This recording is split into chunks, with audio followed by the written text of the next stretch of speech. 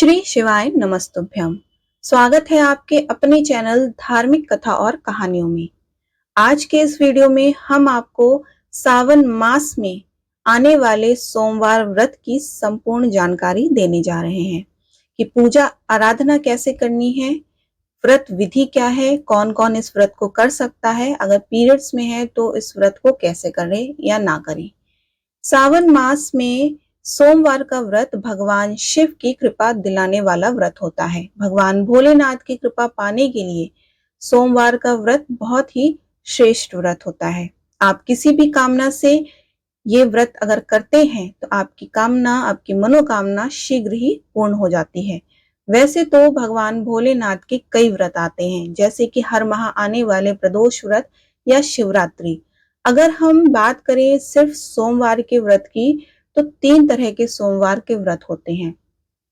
एक तो जो भक्त हर वर्ष हर सोमवार का व्रत करते हैं, दूसरा 16 सोमवार के व्रत और तीसरा सावन मास में आने वाले सावन सोमवार के व्रत। अगर हम बात करें कि 16 सोमवार के व्रत की, तो 16 सोमवार का व्रत कुंवारी लड़कियां रखती हैं। अपने मन चाहे जीवन साथी की कामना के लिए कुंवारी लड़कियां 16 सोमवार का व्रत करती हैं। और जो सौभाग्यवती स्त्रियां हैं, वो जीवन को सुखमय बनाने के लिए, सुख समृद्धि लाने के लिए या फिर अपने दाम्पत्य जीवन को सुखी बनाने के लिए या संतान की प्राप्ति के लिए इस व्रत को करती हैं।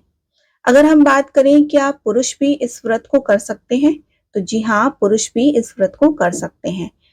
पुरुष अपने मनचाहा जीवन साथी पाने के लिए इस व्रत को कर सकते हैं या फिर उनकी कोई विशेष कामना हो उसको पूर्ण करने के लिए भी ये व्रत कर सकते हैं, या फिर अपनी नौकरी में तरक्की के लिए या जीवन में सफलता के लिए ये पुरुष इस व्रत को कर सकते हैं। अगर हम बात करें पूजा विधि की, तो सावन मास का सोमवार व्रत बहुत ही महत्वपूर्ण व्रत होता है।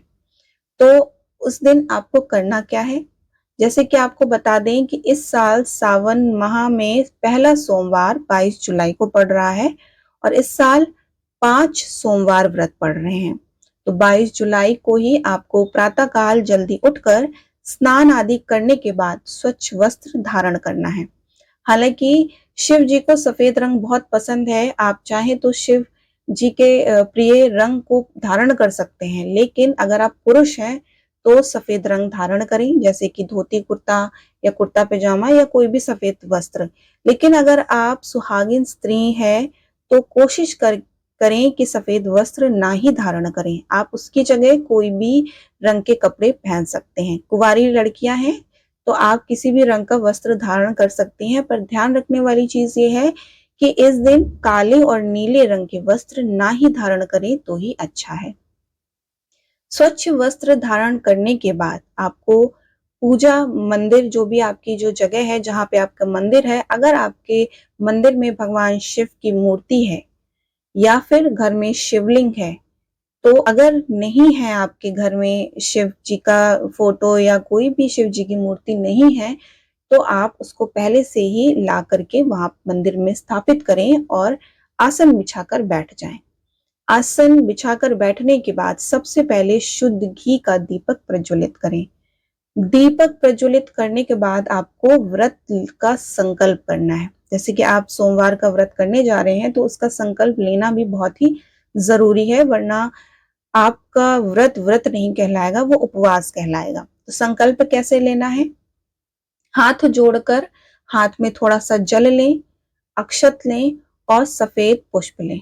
अक्षत मतलब जो चावल होते हैं, बिना टूटे हुए चावल को हम अक्षत कहते हैं, वो अक्षत लें और सफेद फूल लें और भगवान से के सामने, भगवान भोलेनाथ के सामने ध्यान करते हुए, स्मरण करते हुए व्रत का संकल्प लेना है। संकल्प कैसे करना है कि मैं सावन का सोमवार व्रत आज कर रही हूँ।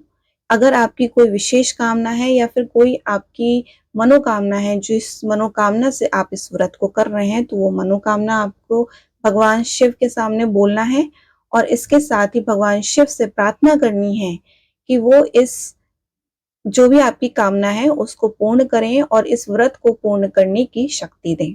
ये प्रार्थना करते हुए भगवान शिव से संकल्प करना है और जो भी अक्षत और जल आपने हाथ में लिए हैं उनको भगवान शिव जी के सामने छोड़ देना है। अब आपका व्रत शुरू हो गया है, आपने भगवान शिव जी की पूजा आराधना करनी है। तो भगवान शिव जी को जो भी प्रिय वस्तु है वो आपको अर्पित करना है। उन पत्र, धतूरा, सफेद चंदन, ये सब चीजें, फूल। भोग की बात करें तो भगवान को सफेद रंग का भोग आप अर्पित कर सकते हैं। कोई भी सफेद मिठाई या खीर आप बना सकते हैं तो वो आप अर्पित करें। विधि विधान से भगवान शिव की पूजा करें। अगर आपके घर में शिवलिंग है तो शिवलिंग पर पंचामृत से अभिषेक करते वक्त पंचाक्षरी मंत्र ओम नमः शिवाय का जप करते हुए भगवान शिव का अभिषेक करें। उसके बाद सुबह की पूजा आपने कर ली, अब आपको शाम की पूजा भी जरूरी है। सुबह की जितनी सुबह की पूजा जरूरी है, शाम की पूजा करना भी उतनी जरूरी है। शाम को भी आपको भगवान शिव को उनकी वस्तुएं अर्पित करनी है, दीपक प्रज्वलित करना है, संध्या वंदन करनी है, आरती करनी है और सोमवार व्रत की कथा सुननी है। ये बहुत ही आवश्यक है। लेकिन अगर आप कहते हैं कि भाई हमें भगवान भोलेनाथ का व्रत तो करना है लेकिन हमारे पास टाइम नहीं है, हम पूजा कैसे करें, हम अपना व्रत को पूर्ण कैसे करें, हम अपनी मनोकामना जो है वो भगवान हमारी पूर्ण करेंगे कि नहीं करेंगे।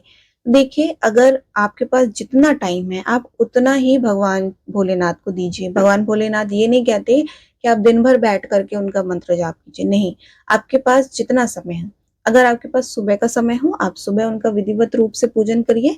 अगर आपके पास शाम को समय है तो आप शाम को भी विधिवत रूप से उनका पूजन कर सकते हैं। जैसे कि अगर आपको सुबह जल्दी निकलना है, अगर आप ऑफिस जाते हैं, आपको कोई काम है या व्यापार है, आप सुबह जल्दी निकलते हैं, तो सुबह आप उनका दीप जला करके संकल्प ले लीजिए कि आज मैं ये व्रत कर रही हूँ। उनको संकल्प लेकर के आप जा सकते हैं। शाम को आकर के आप भगवान शिव के सामने उनकी विधिवत रूप से पूजन करें, उनको प्रिय वस्तु अर्पित करें, उनका अभिषेक करें, उनको भोग लगाएं, उनकी आरती करें, उनकी संध्या वंदन करें। ये सब आप शाम को कर सकते हैं। लेकिन अगर वहीं आपके पास शाम को टाइम नहीं है, आप सुबह देर से आ जाते हैं और शाम को देर से आ रहे हैं, तो सुबह ये पूजा आप कर सकते हैं। अपने दिनचर्या के हिसाब से आप पूजा विधि कर सकते हैं। जरूरी नहीं कि आपके पास सुबह टाइम नहीं है फिर भी आप सुबह इतना आप भगवान शिव के सामने जल्दी जल्दी जल्दी उनकी पूजा करें। नहीं, जितना भी आप कर रहे हैं मन से, दिल से भगवान शिव को अर्पित करते हुए आप पूजा विधि कीजिए। शाम के पास टाइम है, आप शाम को उसको कीजिए। लेकिन आपको ये काम जरूर करना है कि सुबह के वक्त अगर आप व्रत कर रहे हैं तो सुबह के व्रत संकल्प लेके जरूर जाएं। आप घर से निकल रहे हैं, दीपक जला करके संकल्प लेके जरूर जाएं कि आज मैं भगवान भोलेनाथ, आज मैं आपके सोमवार का व्रत कर रही हूँ। ठीक। अब आप बात करते हैं कि पीरियड्स की अवस्था में क्या करें। इस साल 5 सोमवार पड़ रहे हैं। अगर आप पांचों सोमवार में शुद्ध अवस्था में हैं तो आप पांचों सोमवार का व्रत कर सकते हैं, कोई दिक्कत नहीं है। लेकिन अगर आप शुद्ध नहीं हैं, पीरियड्स की अवस्था में हैं, तो इस जगह हम क्या करें। देखिए, अगर आपको पीरियड्स है तो आप वो सोमवार का व्रत छोड़ करके आप अगले सोमवार का व्रत कर लीजिए। लेकिन बहुत से लोग ऐसे भी हैं, बहुत से भक्तजन ऐसे भी हैं जिनका दिल नहीं मानता, मन नहीं मानता कि हमें व्रत करना ही है, हम व्रत नहीं छोड़ सकते। तो ऐसे में आप सुबह या सुबह के समय जब भी आप पूजा करती हैं, आप अपने घर में कोई भी जो भी मौजूद हो, शुद्ध अवस्था में हो, अगर आप विवाहित हैं तो अपने पति से, नहीं तो अपनी माता श्री से कह करके सुबह की आरती, उनकी पूजा आप करवा सकती हैं भगवान भोलेनाथ की। और दूर से ही भगवान भोलेनाथ को प्रणाम करके मन ही मन उनका व्रत का संकल्प ले लीजिए। शाम को भी आप अपनी माताश्री या अपने पति से भगवान भोलेनाथ का विधिवत पूजन करवा सकती हैं, संध्या आरती करवा सकती हैं। अगर वहीं आपने सुबह की पूजा कर ली है, उसके बाद आपको पीरियड्स आ गए हैं, तब आप क्या करें। देखिए, उसके बाद आपने देखिए सुबह तो व्रत का संकल्प ले लिया है कि आपको व्रत करना है, तो व्रत आपको पूर्ण करना है। शाम की आरती, जो वंदना है, जो भी शाम का पूजन है, वो आप अपने पति से या फिर अपनी माताश्री से या जो भी घर में मौजूद हो आप उससे करवा सकते हैं। आप अगर व्रत नहीं छोड़ना, आप व्रत उस दिन, क्योंकि आप तो व्रत का संकल्प ले चुके हैं, तो आप व्रत ना छोड़िए, आप व्रत अपना पूर्ण कीजिए। अब बात करते हैं कि अगर व्रत रख रहे हैं तो क्या खाएं। व्रत रख रहे हैं तो आप फल ले सकते हैं, आप जूस ले सकते हैं। कोशिश करिए कि आप फलाहार रहें। आप शाम को जो भी भगवान शिव को प्रसाद के रूप में भोग लगा रहे हैं, आप उसका प्रसाद ग्रहण करें, वो प्रसाद सबको बांटें। और अगर आप चाहते हैं कि आप एक टाइम का भोजन करें, तो शाम के टाइम पे आप एक टाइम का भोजन कर सकते हैं, लेकिन वो उसमें सेंधा नमक आप इस्तेमाल करिए। भगवान भोलेनाथ ये नहीं कहते कि आप भूखे रह करके मेरी वंदना करें, आपके दिमाग में हमेशा भोजन आए कि मुझे भूख लगी है, नहीं। आप उनकी वंदना करें, दिल से करें, मन से करें, आप एक टाइम का भोजन कर सकते हैं। लेकिन अगर आप रह सकते हैं तो फलाहार रहें और कोशिश करें कि सावन में दूध का प्रयोग ना करें। आप अगर व्रत रख रहे हैं, दूध का प्रयोग ना करें। दूध से बनी हुई चाय आप पी सकते हैं, लेकिन दूध का प्रयोग ना करें तो ही अच्छा है। भगवान शिव को चढ़ाया हुआ प्रसाद भी आप शाम को ग्रहण कर सकते हैं। अब मंदिर जाने की बात है कि कोई भी दिन ऐसा नहीं है जब आप मंदिर नहीं जा सकते। रोज जाकर के आप भगवान शिव का अभिषेक कर सकते हैं। लेकिन अगर आप मंदिर नहीं जा सकते, या मंदिर दूर है, या मंदिर जाने में कष्ट है, या कोई भी दिक्कत है, मंदिर नहीं जा सकते या चल नहीं सकते, या जो थोड़े बुजुर्ग हैं वो नहीं चल सकते, नहीं जा सकते, तो आपको क्या करना है?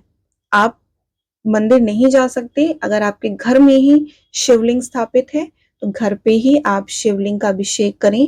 पहले जल से अभिषेक करें, उनको बेलपत्र, धतूरा, उनकी प्रिय वस्तु चढ़ाएं। उसके बाद पंचामृत का अभिषेक करें और भगवान की विधिवत पूजन करें। लेकिन अगर घर में शिवलिंग ना हो, तब क्या करें? तो आप फोटो का पूजन तो कर रहे हैं, लेकिन अगर आप अभिषेक करना चाहते हैं, देखिए शिव जी का अभिषेक बहुत ही महत्वपूर्ण होता है। शिव का अभिषेक करना बहुत ही अधिक फल प्राप्त होता है अगर शिव जी का अभिषेक करते हैं तो। अगर घर में शिवलिंग बनाना है तो मिट्टी के आप शिवलिंग बना सकते हैं, उनका घर पे पूजन कर सकते हैं, उनका अभिषेक आप कर सकते हैं। लेकिन ध्यान देने वाली बात यह है कि अभिषेक करने के बाद संध्या होने से पहले, मतलब सूर्यास्त होने से पहले, जो मिट्टी के शिवलिंग है उनको आप विसर्जित कर दें। ये करना बहुत जरूरी है। नहीं तो फिर आप मंदिर जा सकते हैं तो मंदिर जा करके, रोज जा सकते हैं तो रोज जाइए, नहीं तो मंदिर एक पवित्र स्थल है, वहां जाना अधिक महत्वपूर्ण होता है और बहुत अधिक महत्व देता है। मतलब अगर आप मंदिर जाते हैं तो आपका फल दोगुना हो जाता है। तो मंदिर जाकर के शिवलिंग पर जल अभिषेक जरूर करें, पंचामृत जरूर अभिषेक करें उनका, पंचाक्षरी मंत्र ओम नमः शिवाय का जप मंत्र करते रहें। अब शिवलिंग पर आप अभिषेक करते हैं, जो भी जल है, जो भी उनकी वस्तुएं हैं, बेलपत्र, धतूरा, ज्यादातर लोग क्या करते हैं, वहीं से खरीदते हैं, वहीं पे जल अर्पित कर देते हैं। वहीं से सामान खरीदा या मिठाई जो भी खरीदी, वहीं पे भगवान शिव को अर्पित कर दिया। आप पहले से ही ये सामान लेके रखें, घर से ही थाल बनाकर लेके जाएं। थाल में सब उनकी प्रिय वस्तुएं, उनकी प्रिय मिठाई, उनको जल, जो भी लोटा में जल आप लेके जा रहे हैं वो घर से ही लेके जाएं। घर से लेके जाएं और उनको अर्पित करके लेके आएं। और जब आप लोटे से जल जो अर्पित कर रहे हैं, थोड़ा सा जल भगवान का घर पे भी लेके आए और घर में उसका छिड़काव करें। इससे जो भगवान शिव को अर्पित जो जल आप घर पे छिड़काव कर रहे हैं, इससे आपका घर में जो पॉजिटिव एनर्जी है वो बढ़ती है, नकारात्मकता खत्म होती है। सावन माह में शिव की कृपा दिलाने वाला बहुत ही पावन माह होता है। तो इस महीने आप जो भी पूजा आराधना करते हैं, जो भी मंत्र जाप करते हैं, वो आपके समस्त कामनाएं भगवान भोलेनाथ जरूर पूर्ण करते हैं। इसलिए सावन में के सोमवार का विशेष महत्व है। सावन के सोमवार में जो भी आप व्रत विधि करते हैं, वो सब जिस भी मनोकामना से करते हैं वो सब आपकी जरूर पूर्ण होती है। तो इस साल सावन में 5 सोमवार पड़ रहे हैं, तो उन 5 सोमवार में आप जरूर भगवान भोलेनाथ का व्रत करें और भगवान भोलेनाथ की कृपा प्राप्त करें। कोशिश करें कि सिर्फ सोमवार ही नहीं, हर दिन जाकर के भगवान भोलेनाथ का जल अभिषेक करके जरूर आए, मंदिर जाएं और उनका जल अभिषेक जरूर करें। तो देखिए कैसे जल्दी से आपकी मनोकामना पूर्ण होती है। जय भोलेनाथ की, हर हर महादेव।